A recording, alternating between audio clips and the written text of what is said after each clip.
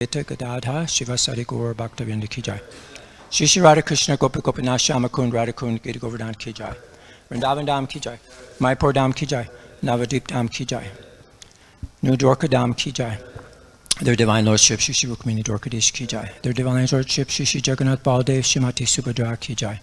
Their Divine Lordship Shri Shri Gornitai Ki Jai. Grantaraj Srimad Bhagavatam Ki Jai. Transcendental Book Distribution Ki Jai. Harinam Sankirtan Yoga Ki Jai. Transcendental Prasadam Distribution Ki Jai.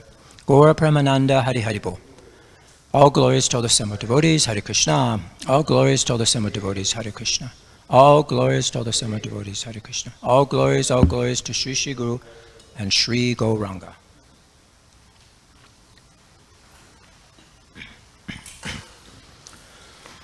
Om Namo Bhagavate Vasudevaya. Om Namo Bhagavate Vasudevaya. Om Namo Bhagavate Vasudevaya.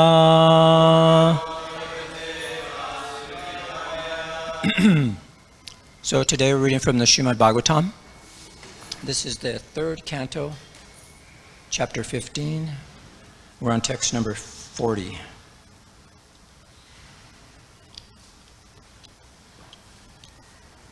So today we're going to explore the qualities and the appearances and enchanting aspects of Lord Krishna and his incarnations.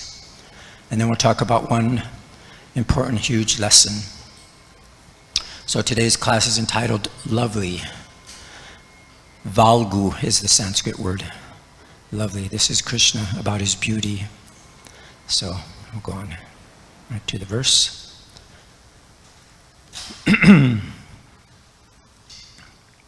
Pitam suke prituninatam bini vishpurantya.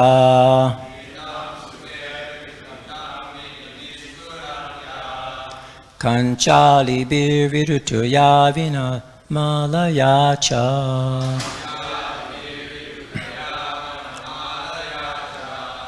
Valgu prokoshta vilayam vinata sutamse.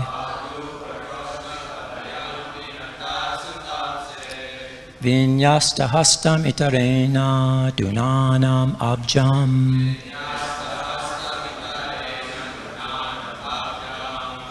Pitam suke pritunitam bini vishpurantya.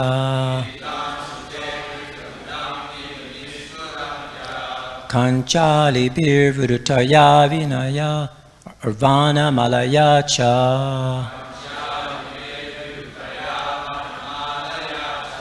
Valgu prokoshta vilayam vinata stutamse.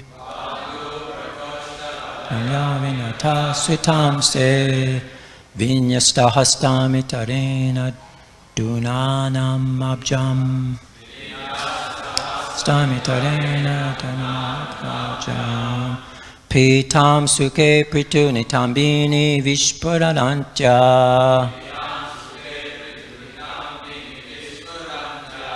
Kanchali birvirutaya vina malayacha.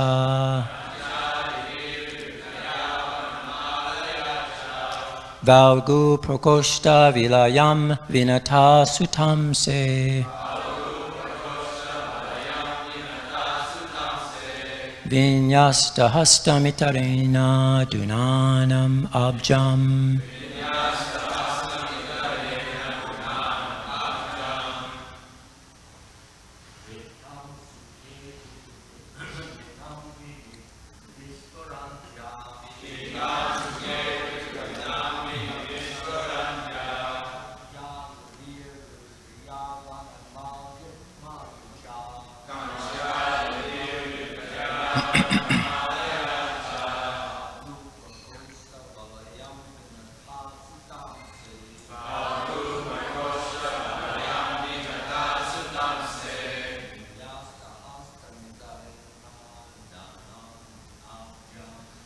Vinasta hastam itarena dunanam abjam.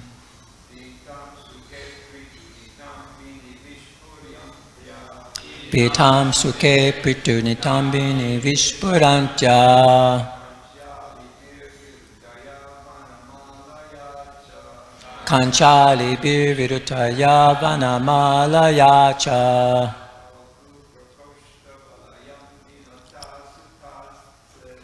Baugu Prokosta Vilayam Vinata Sutamse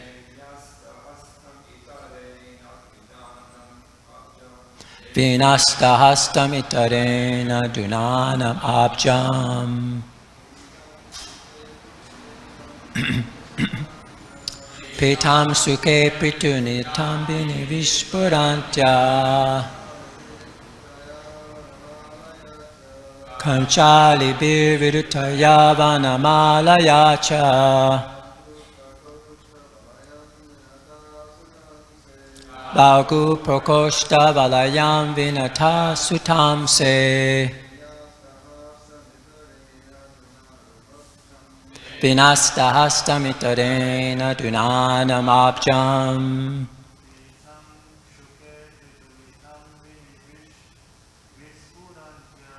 Vitam Suke Pritunitam Bini Vishpurantya Kanchali Virutaya Vanamalaya Cha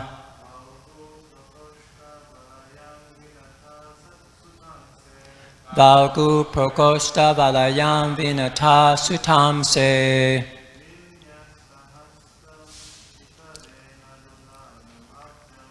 Vinyasta Hastamitarena Dunanam Bhajam Vitam Suke Pritunitam Bini Vishpurantya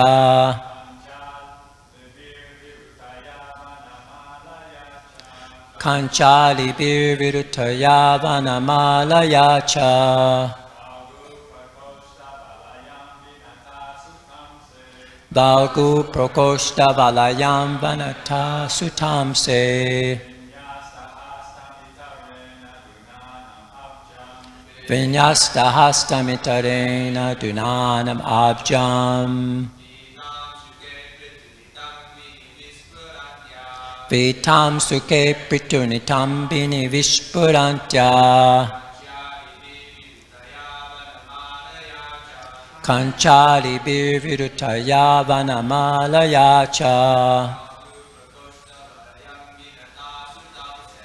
Baugu Prokosta Valayam Vinata Sutamse Vinyasta Hastamitarena Dunanam Abjam Vaishnavis.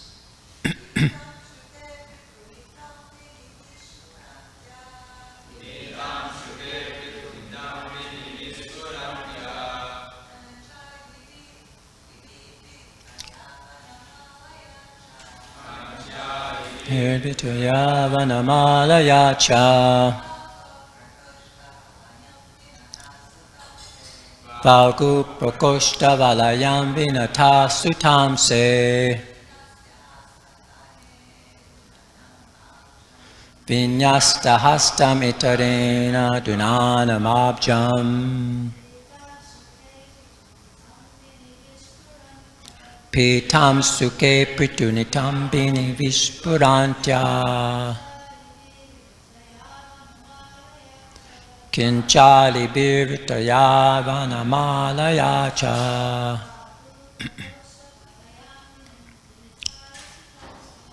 Baugu Prokosta Valayam Vinata Sutamse Vinyasta Hastamitarena Dunanam Abjam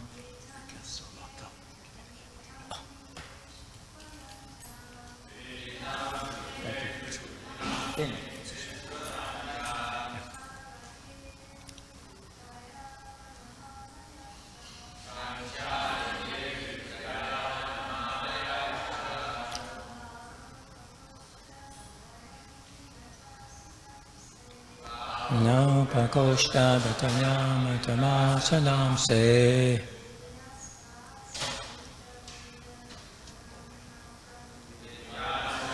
Stamitarena Dunanamabjam. Pita Amsuke, covered with a yellow cloth. Pritu Nitambini, on his large hips. Vishpuranta Ya, shining brightly. Kancha, with a girdle. Alibi, by the bees. Virutaya, humming. Vanamalaya, with a garland of fresh flowers. Cha, and. Valgu, lovely. Prokoshta, wrists. Valayam, bracelets. Vinata Sutta, of Garuda, the son of Vinata. Amse, on the shoulder. Vinyasta, rested. Hastam, one hand. Itarena, with another hand. Dunanam, being twirled. Abjam, a lotus flower. Translation. He was adorned with a girdle that shone brightly on the yellow cloth covering his large hips. He wore a garland of fresh flowers, which was distinguished by humming bees. His lovely wrists were graced with bracelets, and he rested one of his hands on the shoulder of Garuda, his carrier, and twirled a lotus with another hand. Purport. Here is a full description of the personality of Godhead as personally experienced by the sages. The Lord's personal body was covered with yellow robes, and his waist was thin. In Vaikuntha, wherever there is a flower garland on the chest of the personality of Godhead, or any one of his associates, it is described that the humming bees are there. All these features are very beautiful and attractive for the devotees. One of the Lord's hands rested on his carrier Garuda, and in another hand he twirled a lotus flower. These are the personal characteristics of the personality of Godhead, Narayana. Jai Om Jnana Timanarasya Gyananjana Salakaya Chakshusumaitamena Tasmai Shri Gurve Namaha. Shri Chaitanya Manobhistam Stapitamyena Bhutale Swaramupakadamayam Dadati Swapadantikam. Jai Shri Krishna Chaitanya Prabhu Nityananda Shri Advaita Gadadhar Shivasari Gaur Bhaktavinda. Hare Krishna, Krishna Krishna, Hare Hare. Hare Rama, Rama Rama, Hare Hare. Vanchakapa Tubhischa Kripasindu Vacha Patitanam Pavinebhyo Vaishnavebhyo Namo Namaha. So the verse again. He was adorned with a girdle that shone brightly on the yellow cloth covering his large hips, and he wore a garland of fresh flowers which was distinguished by humming bees. His lovely wrists were graced with bracelets, and he rested one of his hands on the shoulder of Garuda, his carrier, and twirled a lotus with another hand.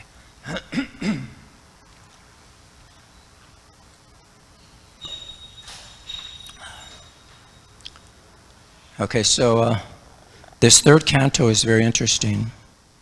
There's one devotee, S.B. Keshava Maharaj. He summarized all the different cantos in different words, acronyms. So he talks about this third canto as saves. So we see in this Krishna's pastimes, he's repeatedly saving his devotees from calamities and dangers, and even saving demons like Putana who come to kill him. And so we see here in this particular chapters where we've been reading, when Lord Vrahadev appeared, he saved the earth from the depths of the Garbhodak ocean, and he saved the living entities in the universe by killing Hiranyaksha. That was in chapters 13 to 19. And then towards the end of this chapter, we'll read about how Kapila Dev appeared from Devahuti's womb and saved his mother by instructing her in Sankhya Yoga. So that's chapters 25 to 33. So in this particular verse today, and in this particular chapter, we're seeing that there was a quarrel between the doormen and the sages, and it was taken a different turn, and therefore Narayana appeared, and he, right on the spot there, to stop further aggravation, so that his devotees, the doormen, might not be vanquished for good. So there's various incarnations, like different avatars. They descend to save the innocent souls, and simply by hearing of their pastimes and the teachings of these different avatars, the eager hearer is saved from the perpetual cycle of birth and death.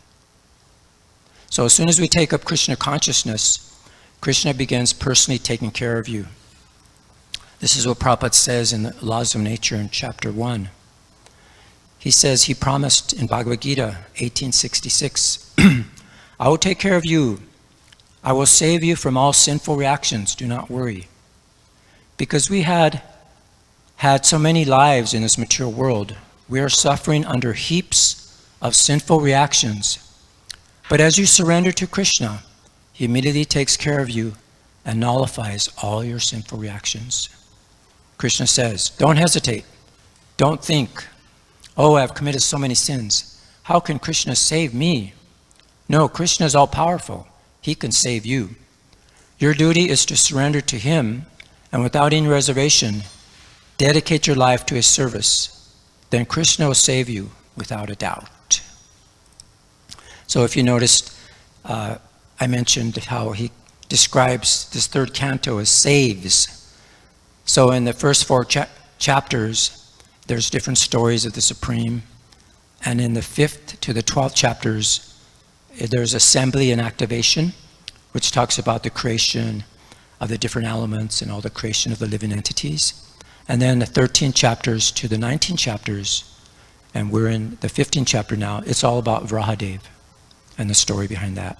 And then as it goes on, the E stands for expanding entities, is how he expands, populates universe, and then towards the end, the S is Sankhya Yoga. So there's saves there. So getting right to this particular chapter, we see here, we're in this section right here, where the Lord arrived and gave darshan to the 4 Kumaras. And then we're right in the section here, 37 to 42, it's all about the beauty of the Lord. So this is what we're going to discuss in this chapter, descriptions of the kingdom of God. And also here, in text 39 to 41, it's describing the divine qualities and the appearance of the Supreme Personality of Godhead, Narayana. And it's talking about just his exquisite beauty and charm and how he captivates the hearts of his devotees and the demigods. So we're going to emphasize his divine attributes here. And so we could just see here his face. That's the feature and the description. Auspicious, pleasing, most desirable, blessing everyone. His glance, touching the core of hearts. His complexion is blackish. Broad chest is a residence of Lakshmi. His waist, yellow cloth with a shining girdle. His neck, fresh garlands surrounded by bees, charming necklace, and Kaustuba jewel. His hands, one resting on the shoulder of Garuda and another twirling a lotus. This is a very interesting reason why he's doing this. We'll explain later. And then his cheeks enhance the beauty of the Markara earrings, which outshone the lightning. And the nose is prominent, and his head is gem-studded crown. So it's nice to just ponder these different and meditate on these different qualities of Krishna. So, but first, as I mentioned, there's one important thing we have learned from this chapter, and I think it's worth repeating, and many of you may guess that there's many kind of offenses, but the greatest offense is to offend the devotee of the Lord, because the doormen were also devotees of the Lord. They were able to understand their mistake, and they were terrified when the 4 Kumaras were ready to curse them. So Prabhupada writes in verse 39, To commit an offense against a devotee is very dangerous in devotional service.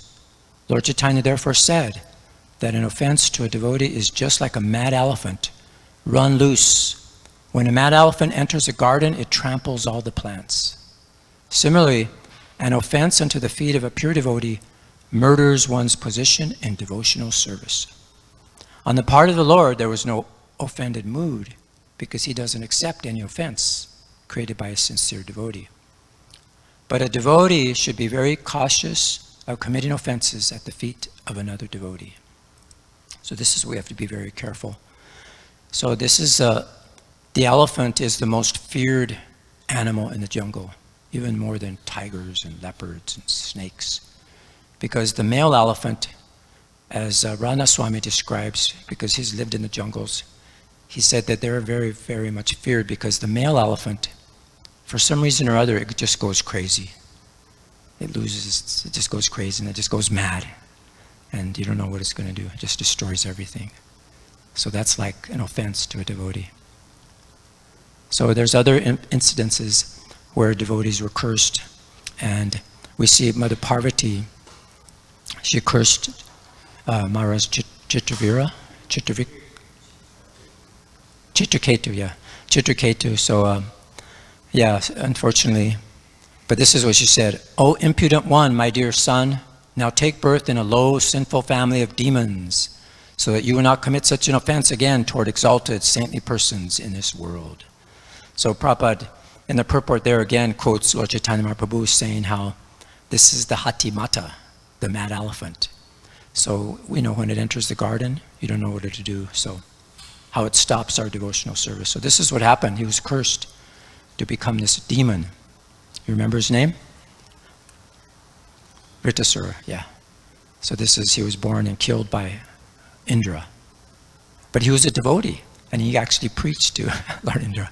So it's an interesting pastime. And another pastime in the Srimad Bhagavatam is, here we see Jadabhart. And the king there was actually offended him, and he realized that this was a great devotee. And because he had some knowledge, he immediately surrendered at his lotus feet. And this is what the king said. He said, "My dear sir, I'm not at all afraid of the thunderbolt of King Indra, nor am I afraid of the serpentine piercing trident of Lord Shiva. I do not care about the punishment of Yamaraj, the superintendent of death, nor am I afraid of fire, scorching sun, moon, wind, nor the weapons of Kuvera. Yet I'm afraid of offending a Brahmana. I'm very much afraid of this."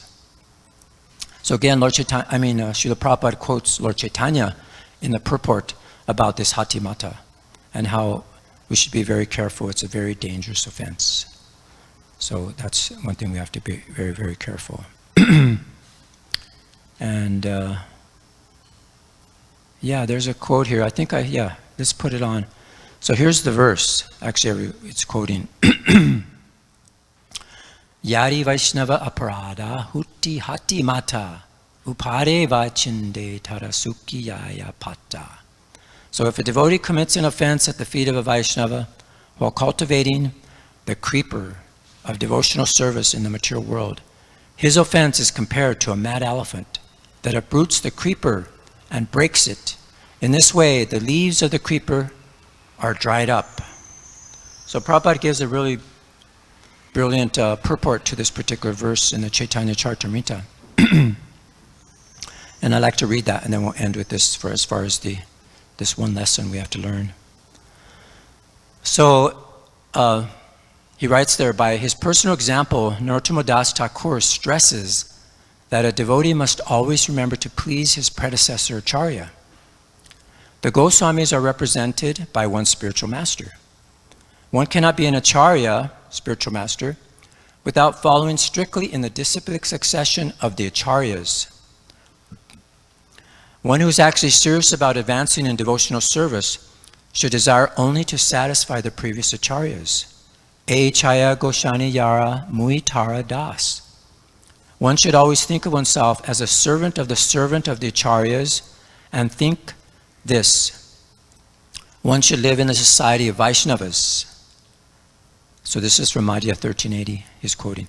So however, if one thinks that he has become very mature and can live separate from the association of Vaishnavas, and thus gives up all the regulated principles due to offending a Vaishnava, one's position becomes very dangerous. Offenses against the holy name are explained in Adi Lila chapter 8, verse 24. Giving up the regulated principles and living according to one's whims is compared to a mad elephant, which by force uproots the bhakti lata and breaks it to pieces. In this way, the bhakti lata shrivels up. Such an offense is especially created when one disobeys the instructions of the spiritual master. This is called Guru Avagnya. The devotee must therefore be very careful not to commit offenses against the spiritual master by disobeying his instructions. As soon as one is deviated from the instructions of the spiritual master, the uprooting of the bhakti lata begins, and gradually all the leaves dry up. Okay, so back to Narayana's beauty. It surpasses even that of the goddess of Lakshmi. She's a goddess of fortune. It's described that Narayana's beauty is so enchanting that it surpasses this beautiful goddess of fortune, and making him Madana Mohana, the enchanter of Cupid. So this Lord's beauty is so super excellent, and it's described even Krishna has become enchanted by the beauty of his devotee Radharani. And the devotee sages, the Kumaras, continuously gaze upon the Lord's beauty without satiation, and they joyously bowing down at his lotus feet. So this is the pride of Lakshmi, and her beauty has been eclipsed by the beauty of the Lord. This is what the acharyas say, that how they understood the English language so well, just how these things are written. What to speak of, the Sanskrit. They're trying to, actually these are the English translations of the Sanskrit. And it says, the Lord is a matter for conjecture in the minds, virachitam, of his own devotees. This is the meaning given by Sridhar Swami. According to Jiva Goswami, the first line means Lakshmi, additionally Upa, exhibiting Shrishtam, pride, Utsmitam, on having Vishnu endowed with such beauty as her husband. So that's nicely described there.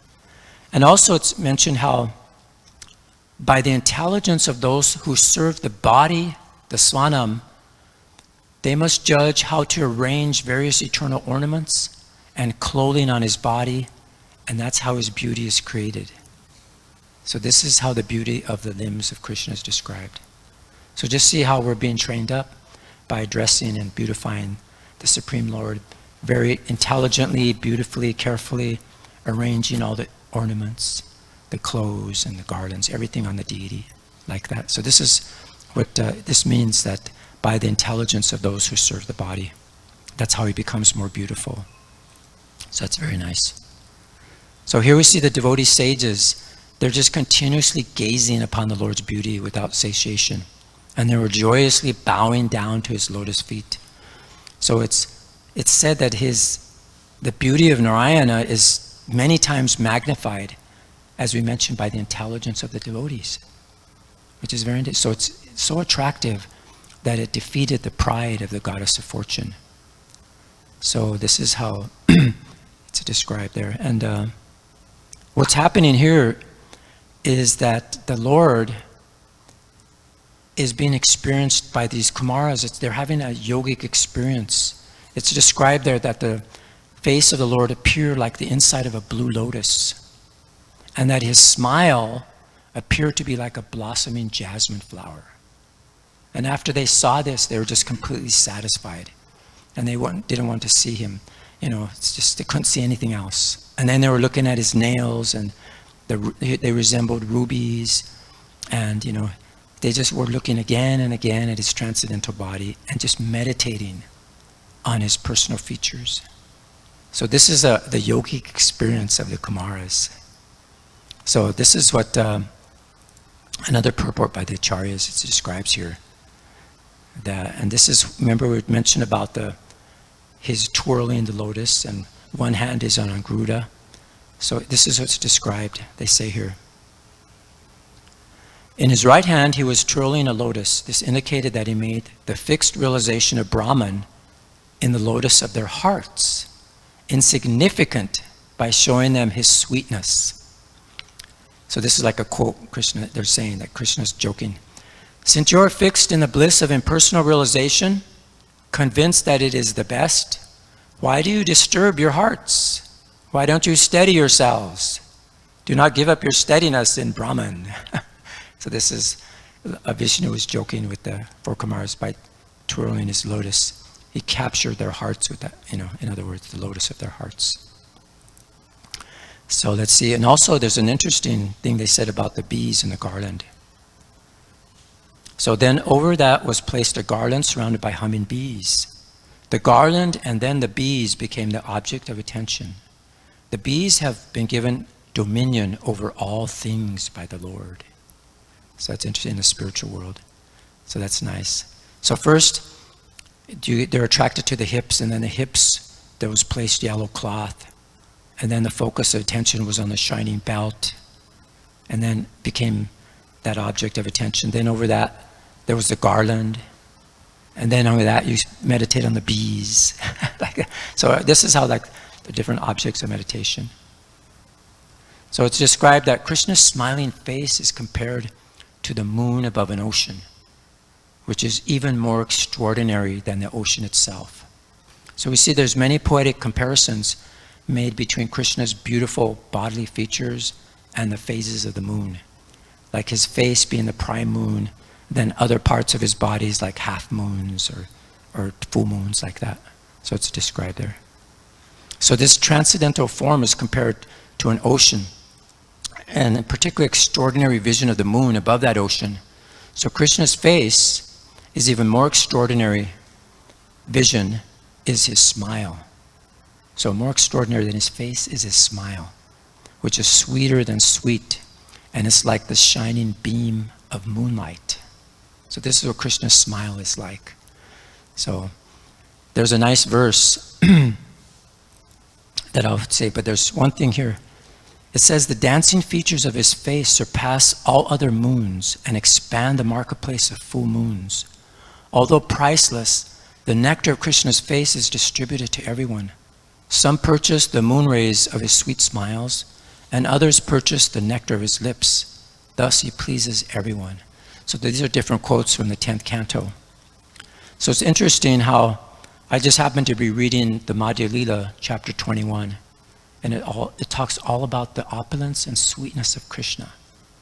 And so since we're discussing the beautiful form of the Lord, I would like to, this is what we're getting some of that information. It's bringing it out more and more. So there's a verse from that Madhya Lila, and this is how it goes. Madhuram madhuram vaparasya vibhor, madhuram madhuram badadam madhuram, madhugandhi madhu mridu smritya mitadaho, madhuram madhuram madhuram madhuram. Oh my Lord, the transcendental body of Krishna is very sweet, and his face is sweeter than his body. But his soft smile, which has the fragrance of honey, is sweeter still. So this is what Lord Chaitanya was acting like a madman in front of Sanatana Goswami, and he was describing all these different things. And he's saying, I'm mad because, I am just, realizing Krishna, so I'm speaking like a madman, but you get to hear about this. So that's nice. So this is Krishna. Krishna's body is a city of attractive features and is sweeter than sweet. His face, which is like the moon, is sweeter still, and the supremely sweet, gentle smile on his moon-like face is like rays of moonshine. So this is Krishna. But it's described that neither the great yogis nor the demigods can taste the sweetness of Krishna's pastimes. So you just see these rays of Krishna's face is shining all the way up to the higher planets. And it's described that Krishna's face is compared to the king of all moons. And his forehead is considered half a moon. And his fingernails and toenails are described as many full moons. And Krishna's dancing face features surpass all other full moons. And then it said, Krishna's eyes are like the ministers of the king moon. So these are verses from the Madhya Lila, chapter 21. So it goes to the heavenly planets, and Krishna's beauty, even his rays extend even into the spiritual world, into the Vaikuntha Lokas. It's described that even a fraction of Krishna's beauty can merge the three worlds in an ocean of love. And his body, the beauty attracts all living entities. So not only does it attract like demigods, living entities in the material world, but also it attracts the Narayans in the spiritual world. So this is the beauty of Krishna. It's so sweet. So it's described that in the Madhya Lila that if one gets an opportunity to hear about the sweetness of Krishna, he will certainly be eligible to float in the transcendentally blissful ocean of love of God.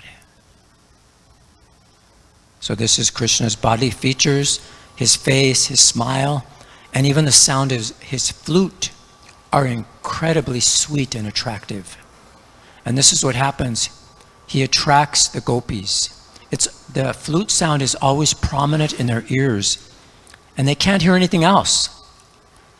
They just hear that holy, sweet sound of Krishna. And this flute vibration, it actually represents the Hare Krishna Maha Mantra. So Prabhupada says that a serious devotee of the Lord who chants and hears this transcendental vibration becomes so accustomed to it that he cannot divert his attention to any other subject matter except to the blissful characteristics and paraphernalia of Krishna. So this is the gopis. And this is what happens. Krishna enjoys many pastimes in Vrindavan, especially the rasa dance with the gopis, which exhibits the highest spiritual mellows. So Lord Chaitanya was telling Sanatana Goswami, he was quoting from the Srimad Bhagavatam, what austerities must the gopis have performed? With their eyes, they always drink the nectar of the form of Lord Krishna, which is the essence of the loveliness and is not to be equaled or surpassed. So there's so much about the sweetness of Krishna, so many beautiful poems, but we don't have time, so we'll just continue with a couple more here. So Chaitanya Mahaprabhu was overwhelmed while explaining Krishna's sweetness to Sanatana Goswami, and he was losing external consciousness. So this is when he appeared to be like a madman. So we'll be enjoying this pastime of Lord Jagannath comes out, and he gives his darshan, his glance to everybody so that they can also enter into an ocean of nectar. So then they can float in the transcendental bliss of love of God. So I mentioned an acronym at the beginning of lovely, so we'll just go through that real quickly. So lovely, the L, it stands for Lord Krishna's divine qualities, his various divine attributes, virtues, his beauty, his humility, his mercy, his patience, expert intelligence. And then the O is for ocean of sweetness. It signifies the incomparable sweetness and charm of his personality, and is compared to be like an ocean of nectar. And then V is like the vibration of Krishna's flute. It represents enchanting sound and melody, and it captivates the hearts of his devotees, and it symbolizes divine love. And then E stands for enchanting manifestations of Narayan that we're experiencing here, Narayana. And it depicts his divine appearance and glories, is showcasing his enchanting and majestic, appearance, what he wears, everything. And then the L is for loving admiration by the devotees. So it represents or emphasizes the deep devotion and admiration exhibited by the sages towards Narayan. And then Y is the yogic experience of the Kumaras that we referred to, their ecstatic experience. They're overwhelmed by the beauty of the Lord. So in general, this acronym highlights the divine qualities, his enchanting aspects, and the adoration experienced by the devotees, and symbolizing the essence of the manifestation, of his manifestation and glories. So that's the wonderful beauty of Krishna. And there's so many things we could describe, but this is Krishna's face is compared to the king of all moons. His body is considered the throne and governing all society of moons, and his different bodily parts are likened to moons. His flute vibration is like a magical bird, and it nestles in the gopis' ears. And they're so captivated, their minds can't sway away from Krishna's melody. So what they do is they sway towards Krishna. They're just attracted like that. So I'd like to end there and see if there's any comments or questions. Okay. Well, thank you again for your kind attention. All glories to Srimad Bhagavatam. All glories to Srila Prabhupada.